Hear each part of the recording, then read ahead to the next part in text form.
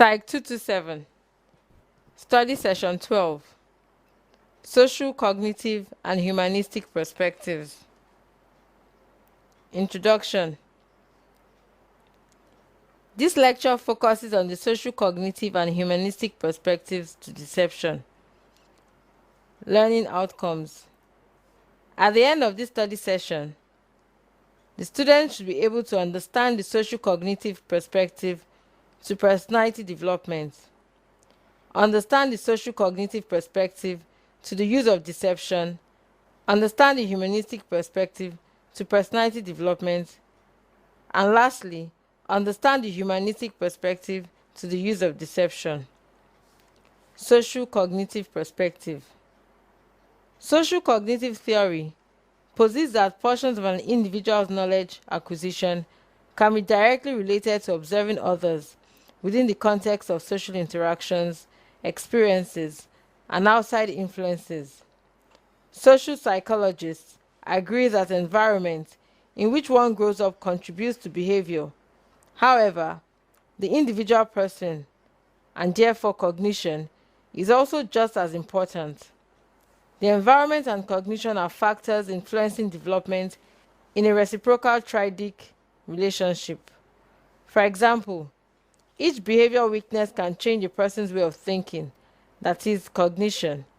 Similarly, the environment one is raised in may influence later behaviors, just as a father's mindset will determine the environment in which his children are raised. Robert, Brown, and Hackett, 1994, in Social Cognitive Theory, Wikipedia. However, it is important to note that learning can occur without a change in behavior. According to Omrods, 1999 and 2008, General Principles of Social Learning.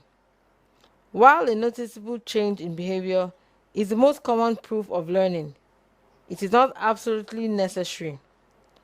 Social learning theorists say that because people can learn through observation alone, their learning may not necessarily be shown in their performance. Bandura, 1988, in Social Cognitive Theory, Wikipedia.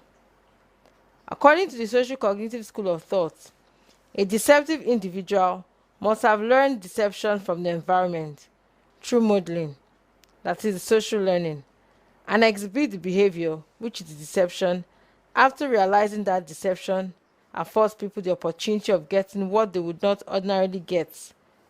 For example, an individual might lie that he does not have money to pay for his monthly contribution to a cause as agreed by the group if other members have been lying and getting away with it in the past. However, such an individual would not lie but rather contribute the money if he will have to pay higher rates at a later time for not paying as at when due. Therefore, consequences of behavior determine whether people will exhibit behavior they observe in others. Humanistic perspective. Humanistic psychology is a psychological perspective that emphasizes the study of the whole person, known as holism. Humanistic psychologists look at human behavior not only through the eyes of the observer, but through the eyes of the person doing the behaving. They tend to have an optimistic perspective on human nature. They focus on the ability of human beings to think consciously and rationally, to control their biological urges, and to achieve their full potential. In the humanistic view, people are responsible for their lives and actions, and have the freedom and will to change their attitudes and behavior. Carl Rogers, a humanistic psychologist, proposed a theory called the person-centered theory. In Rogers' view, the self-concept is the most important feature of personality, and it includes all the thoughts, feelings, and beliefs people have about themselves. Rogers believed that people are aware of their self-concepts. Congruence and incongruence. Rogers said that the people's self-concepts often do not exactly match reality. For example, a person may consider himself or herself to be very honest, but often lies to people. Rogers used the term incongruence to refer to the discrepancy between the self-concept and reality. Congruence, on the other hand, is a fairly accurate match between the self-concept and reality. Results of incongruence. Rogers thought that people experience anxiety when their self-concepts are threatened. To protect themselves from anxiety, people distort their experiences so that they can hold on to their self-concept. People who have a high degree of incongruence are likely to feel very anxious because reality continually threatens their self-concepts. For example, Ade believes he's a very generous person, although he's often stingy with his money and usually leaves small tips at restaurants. When his friends comment on his tipping behavior, he maintains that the tips he leaves are proportional to the service he gets. By attributing his tipping behavior to bad service, he's engaging in self-deception, which can help him avoid anxiety and maintain his self-concept of being generous. Study session summary.